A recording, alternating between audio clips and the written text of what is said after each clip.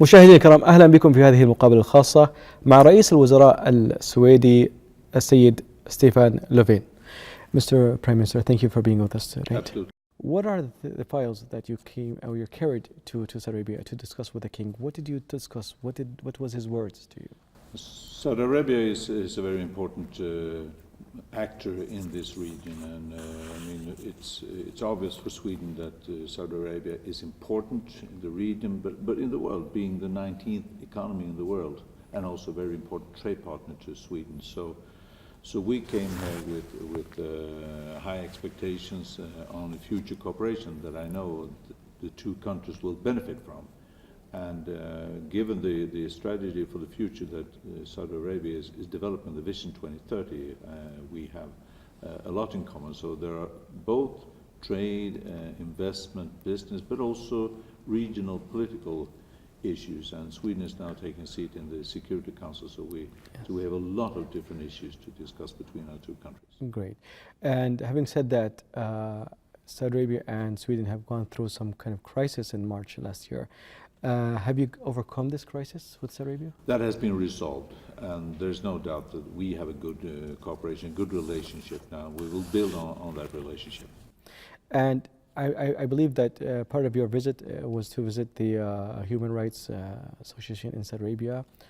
No, we met the human rights representative here in the palace. And this morning we went to a company, a Glowwork, that is working with increasing the female partnership in the labor market, and that was very interesting. And obviously that is also one of the goals in Vision 2030, and I think it's important for all countries to increase female participation. Will you be going back to Sweden with different files or different views towards the human rights in Saudi Arabia? Now we have our views, and we will stand up for those views, of course. But we think it's important to have a dialogue, and a true dialogue. And this one is built on also cooperation, as I mentioned. We have the cooperation on mining, research, innovation, different sectors that we will benefit from both. And in that cooperation and in that dialogue, we also want to have a dialogue on human rights. I think it's important because we're talking about global values here. Right. Moving on to another file, Mr. Prime Minister, the Gulf states and the Gulf region is going through a tension relationship with Iran specifically. What role would Sweden play along with the European Union to narrow the gap or lower the level of tension in the region with Iran? I think that is one of the most crucial issues now that we need to think through how can we lower tensions. And so I do agree we have some very problematic conflicts, as you are well aware of, and we don't have that answer. But yes, Sweden, we are ready to contribute to lower tensions, to increase stability and trust. So whatever we can do, we would like to contribute. We will be in the Security Council as from January next year for 2 years as a temporary member of the Security Council. And in that role, of course, it increases our responsibility to do what we can. But we do need to do that in a cooperation, also in a dialogue, because we don't have the answers, but we will be a facilitator if we can, absolutely. Now, in October 2014, Sweden has announced its recognition of Palestine. What role will it play when they join the Security Council in January to actually relaunch the negotiation between Israel and Palestine?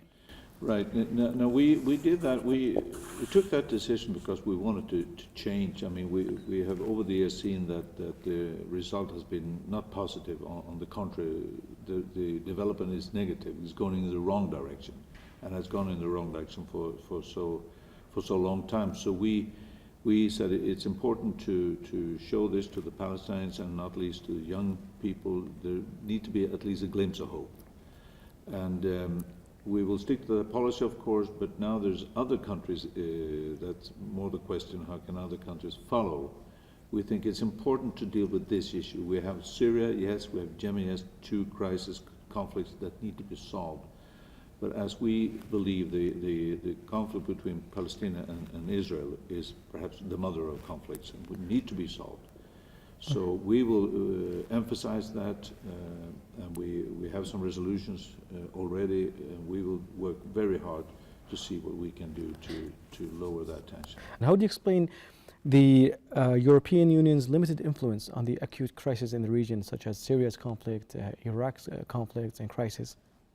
The European Union is trying to increase its efforts also in this region, and I know for sure that we are increasing the aid, the humanitarian aid, but also we are discussing also that EU need to be more active, but with the clear aim to support the United Nations, because United Nations is the key forum here, and is a forum that we need to keep supporting, but EU can be strong within that cooperation, and we are discussing it. We had a European Council meeting last week, this Thursday and Friday. We, of course, discuss these crises. We can do more, but to support the United Nations.